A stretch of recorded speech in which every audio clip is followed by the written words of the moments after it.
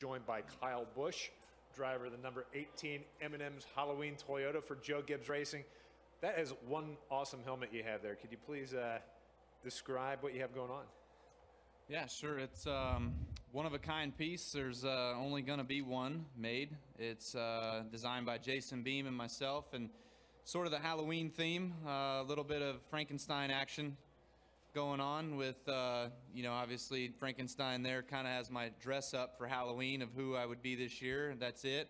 And a lot of details, a lot of fine details, a lot of cool stuff going on here. Moon up front, witch across the moon, and sort of the castle theme up on the top of the hill with the graveyard underneath, and all kinds of really, really cool things that we implemented into this helmet. Threw a little color in there with the orange, with the windows and the jack-o'-lanterns and stuff like that too. So obviously I want to thank M&M's for giving me the opportunity to have a paint out of my helmet for instance.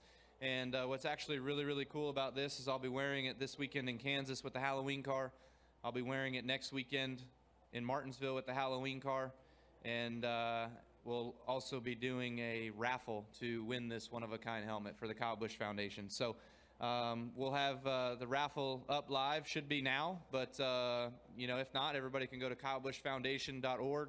There's also links to it on my website, kylebusch.com, and tickets will be $18, and we're going to cap the tickets at $2,000, so everybody knows what their odds are in winning, and being able to have a piece of history here, and a really, really, really cool piece of art from Jason Beam. So appreciate Beam doing that and getting it to us here for this weekend, and M&M's for allowing me to wear it.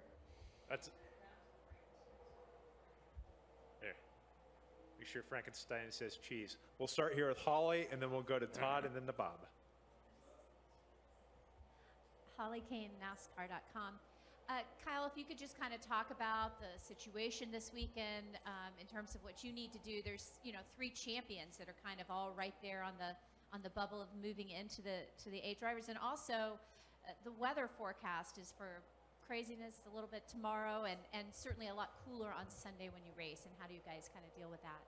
Yeah, challenging aspects all through the weekend. So that's what makes it intense and a bit unpredictable, if you will. So hopefully, the speed that we've shown so far this weekend in our M&M's Camry has been pretty good. I would love to make sure that we're one of the guys that's moving on, one of the top 8 to the next round of the playoffs. We've done our job all this year to build our points up and do the best possible job that we know how to do. And because you always know that you're supposed to build that point cushion for Talladega.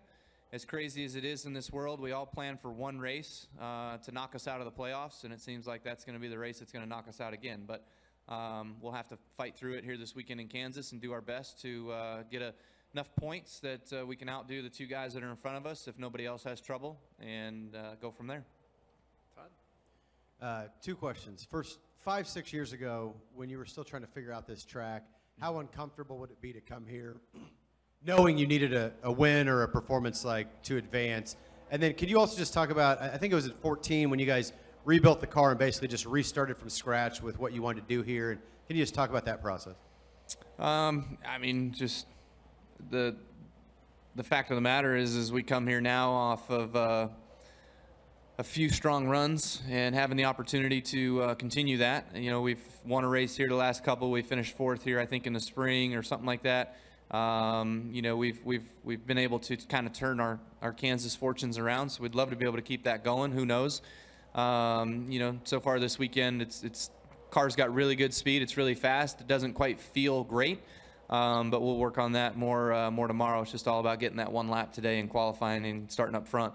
And as far as building our cars, redoing all that stuff, it's a process that goes on for months, sometimes years at a time, and our guys did a phenomenal job of being able to do that, and we're still doing that. We're still evolving. I think this sport is just kind of like that. I heard it this morning on the F1 broadcast. It's amazing how much evolution goes into their cars throughout a season, and it seems kind of like that's what's going on with us. We'll go to Bob, then to Claire, then to Randy. Bob Hawkers, ESPN. Do you have any thoughts of how many stage points you would need that would make you possibly feel good, or that you would control your own destiny in the final stage? No. It's just, as far as I look at it, I guess I look at it as out finishing the 48 and the 21 by 3-4 spots each stage, each round, in order to make up enough points to pass them both. So whether that's doable or not, we'll see. We'll certainly try. We'll fight hard and hopefully run up front all day long to make sure that we do that. We've done that this year. We did that here in the spring. So we just need to back it up and do it again when it's crunch time. Claire Beeline, Sirius XM NASCAR Radio. A lot of things are out of your control, but some things are in your control. As you look at it, do you think you're best positioned to kind of keep cool through all this, to not get frustrated and to, be the best of who you are, to be able to run this race and do what you can in order to make it happen? I think I missed the question. Well, the question is, do you think that you get frustrated less often? It seems like you're as in control as ever, that you're really well positioned not only to get through this, but win a championship. You're right on the edge of it now. The question is, do you feel like you're as positioned as ever to do that? I feel like I wouldn't be worried about this if I didn't have Charlotte or Talladega happen, but that's not the situation we're in. So, we've just got to do a good job. This is our first homestead of this year. We've got to come through this race. It's not a must win, but it is a must perform. We've got to do everything right in order to go out there and be the top guy all day out of the 4 legitimate candidates that are fighting for the 2 spots available. So we've just got to concentrate on that and make sure that we can get it done. Randy? Hey, Kyle. Randy Kovitz, Kansas City Star, USA Today also. You talk about just finishing ahead, making sure you're ahead of a couple of these guys. You always want to win. That's your guarantee. So how do you balance winning this thing so there's no doubt about it, as opposed to just making sure you're ahead of 2 or 3 other guys? Well, first and foremost, we come to each and every weekend wanting to win. The realisticness of that, I think my percentage of winning in this sport's about 9.5 or 10 or 11 or something like that. So it's not very good. So we've got to go out there and just perform and know that we need a win. A win would make everything easy. But from there, you got to focus on what other things that you need to do throughout the day. And those other things are to outperform the 20, the 21, as well as the 48. And if you're ahead of those 3 guys, more importantly, you'll have the chance to move on. Additional questions for Kyle? We'll go to Lee. Lee Spencer, Motorsport.com. Johnny Sauter put some laps on the crate engine at Talladega. Did you get any feedback for that, and how do you feel about... I can't hear you. I'm sorry. Johnny Sauter put some laps on the crate engine last week at Talladega. Okay. Kind of tested the spec engine. How do you feel about that being a truck owner? Okay. Have at it. I don't know. It's the route they're going.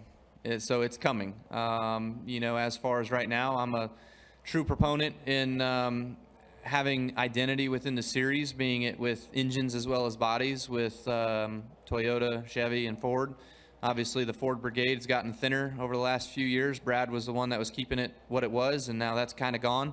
So, they're trying to make it more affordable for all the owners, and I guess I appreciate that. So we'll just, if it comes to where it's a necessity that we have to run it, then we've got to make that decision at a later time. But right now we're sticking with our guns and what we've been able to do, and that's to maintain our identity with a with a Toyota body and a Toyota engine. Go next to Dustin, then back to Todd. Dustin Long, NBC Sports. At the beginning of the year with this different format with the stage and playoff points, is this kind of how you anticipated it could work out, in the sense of it gives you another opportunity to advance other than in the previous years where you would have just absolutely probably had to have won this race? Yeah, no doubt. I still, I reiterate the fact that it sucks that you work all year long in order to build your point cushion and your stage points and your race wins and everything for Talladega, because everybody knows for Talladega, we're all building that for. And then I have Charlotte happen, so unfortunately it's my fault that we had Charlotte happen. But if we would have finished 8th, let's say, at Charlotte, we wouldn't be talking about it. We would have used up our point cushion that we had at Talladega like we built it for. But what's crazy is you can't have a mistake on your own. I made a mistake at Charlotte, and we can't have that mistake on your own. You have mistakes brought to you on part by others at Talladega that wreck the entire field, and that's your championship, you know. So we still have a chance. We're still open. We're still viable. We still can come through here and win, or finish second in every round and hopefully advance. We'll see. So we just got to race it out. Is this, as long as Talladega stays in the playoffs, and you have to build for that, is this the best scenario is to have these stages in playoff points to give you guys the opportunity to have cushion so you still have this additional opportunity? Or Yes. is there something else? Short answer, yes.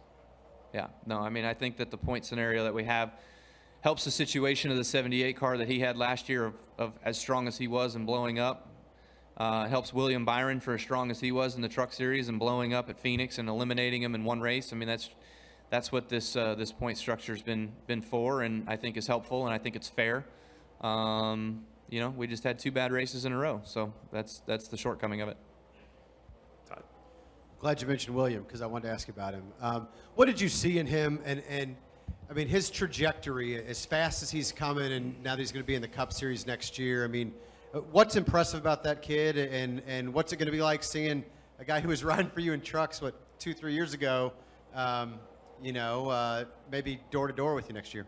I think it's really impressive just for the fact of how short of a career he's had so far in racing. You know, it reminds me a lot of myself. I started when I was 13. 13 was my first year of being able to be a race car driver or race competitively on the racetrack. Of course, I drove go-karts and things like that before that, but never raced, you know, and so being able to do that in Legends cars and late models and modifieds and trucks and everything else. William's just like me. It seems as though he's works really hard at it. You got to give credit where credit's due. He works really hard for it. He wants it. He's done a really good job of making the most of his opportunities that he's been given, because he's been smart and being in good stuff all the way up through the ladder. And he's had a great following behind him that's been able to push him that way with his dad and with Liberty University. So, you know, that's what it takes in this business, is sponsors like that to help young drivers like that are good, to elevate them, to move them to the next level. And I think what's probably most impressive isn't William Byron's success that he's had. It's that he's had a sponsor since the beginning in a sport, in a day and an age that sponsors are hard to find. So I think that's what's most intriguing. Well, Kyle, thanks for taking the time to join us today. Thanks for the things you're doing with the helmet and the foundation, and good luck this weekend. Right on. Thanks.